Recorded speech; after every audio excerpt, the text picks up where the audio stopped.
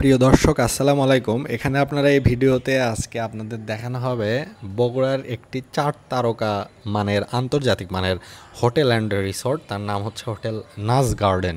এটি হচ্ছে বগুড়া রংপুর হাইওয়ের ঠিক পাশে অবস্থিত, সবুজে ঘেরা সুন্দরভাবে পরিকল্পিত একটি হোটেল। এটি আয়তন প্রায় 15 একরের মতো হবে এবং এটি ছিল কিন্তু উত্তরবঙ্গের প্রথম 4 স্টার হোটেল ইন্টারন্যাশনাল মানের, যাতে এখানে শহীদ চান্দু স্টেডিয়ামে একসময় আন্তর্জাতিক মানের কিছু খেলাও হয়েছিল। শ্রীলঙ্কা, জিম্বাবুয়ে এনারা এসে খেলে গেছেন। অর্থাৎ এখানে উত্তরবঙ্গে থাকার জন্য প্লেয়ারদের জন্য বা আন্তর্জাতিক মানের কোনো ব্যক্তি আসলে, সেলিব্রিটি আসলে কোনো ব্যবসায়িক কাজে বা বিশেষ কাজে, তখন তারা স্টে করবে কোথায়?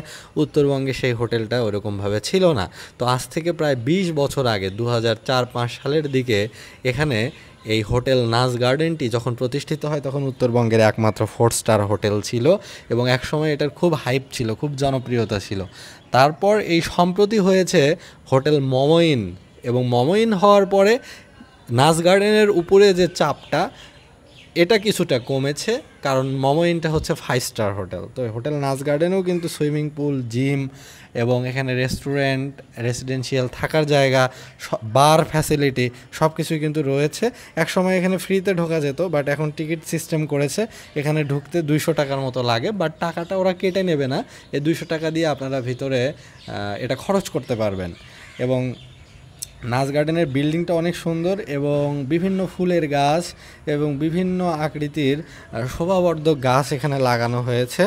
ভিতরের ক্যাম্পাসটা অনেক সুন্দর। এটি হচ্ছে হোটেল নাজ গার্ডেনের প্রধান গেট, অর্থাৎ মেইন গেট। এটি একদম রংপুর বগুড়া যে হাই রোড, ঠিক হাই রোডের পাশেই অবস্থিত হোটেল নাজ গার্ডেন, এবং এর বিপরীত পাশেই Ziaur Rahman medical college and hospital সেটি অবস্থিত।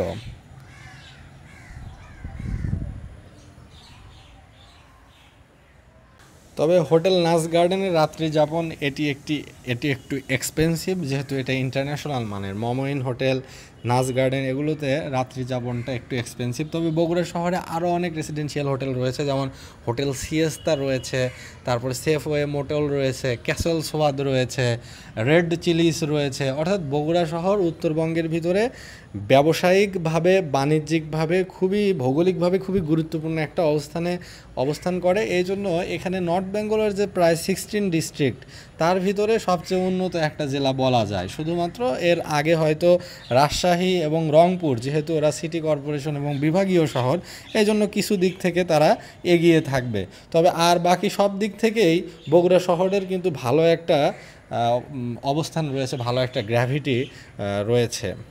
এখানে আপনারা ইচ্ছা করলে রাত্রি যাপন না করেও শুধুমাত্র 200 টাকা দিয়ে টিকিট কেটে ভিতরে ঘুরে দেখতে পারবেন।